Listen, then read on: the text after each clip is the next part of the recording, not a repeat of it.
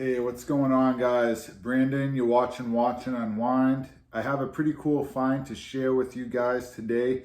I just added another watch into my collection, which was pretty unexpected. I actually found this watch at a estate sale. It was my first time at a estate sale. I never even been to one before. But real quick, guys, please do me a solid.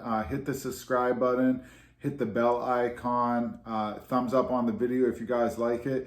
All those three things really do help the channel a lot, so I really do appreciate, guys. But yeah, anyway, let's get right into it. So I've always wanted to drop by a estate sale just for the sole fact of looking at watches, and I found some pretty cool. I got it on right now. So I think I passed my first estate sale with flying colors. If you aren't familiar with the term estate sale, it's pretty much like a larger garage sale, but it's to clear out a house after somebody dies. So pretty much it's a lot larger than a garage sale, and everything in the house got to go. I was on the way to my gym over the weekend and I saw a few signs for the estate sale starting right at 9 o'clock. It was like 9:05. So I pulled through the estate sale, and even though it just started 5 minutes ago, it was absolutely jam-packed. I parked my car, walked up, and the first thing I saw on the table as soon as I walked up was a bunch of old watches. There were a few gold-plated quartz Seikos, some Citizens, maybe from like the 70s and 80s, a smaller Waltham watch, which I was a little interested in because I'm originally from Massachusetts and they're a Massachusetts-based company, but it was a female model and it didn't seem to work, so I lost interest in that. There was like a plastic Ziploc bag with a few watches in there, just the case alone, no straps. I checked everything out, nothing seemed to tick and no names rang a bell, so I put that down. But then I found this watch, which I have on right now, the watch I ended up buying. This is a Bernhuf. It's a name that I didn't recognize, but what immediately grabbed my attention was A, I wound it up and it seemed to work right away. The sweep was nice and smooth. And B, the complications. This watch is a triple date watch or a calendar watch. So we of course have the time, the point date, which is a cool feature by itself you don't see all the time, the day of the week, and the month. This isn't a perpetual calendar, so it doesn't keep track of the leap year, but this is still a major complication, and it's a pretty cool find. What also really took me by surprise was just how clean this watch dial was. There is a little bit of patina on the hands, which does add some character, but overall the dial is super clean and legible. All of the numbers in the font is pretty much untouched, and the dial is clean, it's beautiful, it's like a silverish cream color. The case back is also super clean and legible. If we turn this watch over, we can read here, Swiss made, water resistance, probably not no more. I'm guessing it started out with maybe 50 meters of water resistance, and anti-magnetic. Let me know what you guys think of this watch below, because I definitely want to hear your opinions.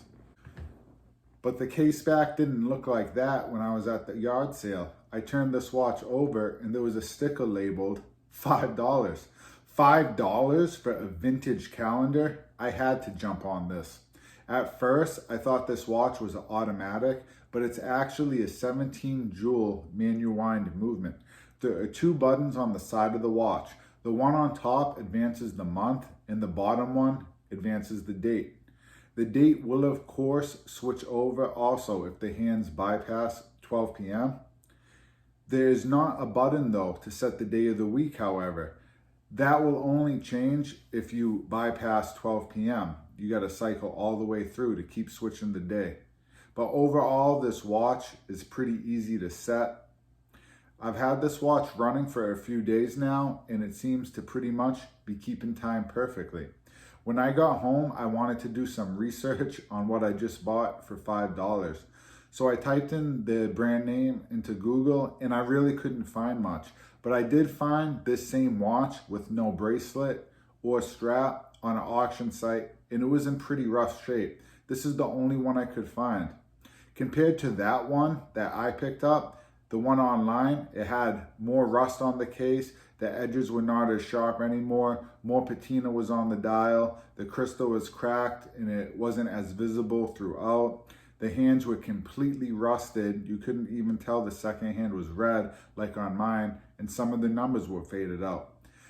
Of course, yeah, also no strap, and because this was a different site, this wasn't Chrono 24, I actually typed this watch in as Chrono 24 and not one result came up, funny enough, but I couldn't see the price of this watch. So I also found another Bernhuf watch that is pretty close in design to mine, but it's a time only watch. This one also had very similar font to my watch. It was a 17 jewel movement, so it probably had the same similar movement. And it was also labeled in Kabbalic, which is what refers to like the shock dampening system, I believe, that is in this watch. It was in a lot of watches from like the 40s through the 70s, I believe. So very similar watch here. These watches probably came out around the same time. So this was something else good to go by. This one was being advertised as being from the 1940s. So I think that gave me a time frame of when my watch probably was just from around the 1940s as well, because of the type, the movement, everything about it. It screamed very close in age to me, but it's hard to nail it exactly down. Again, this watch was not in as good condition as mine.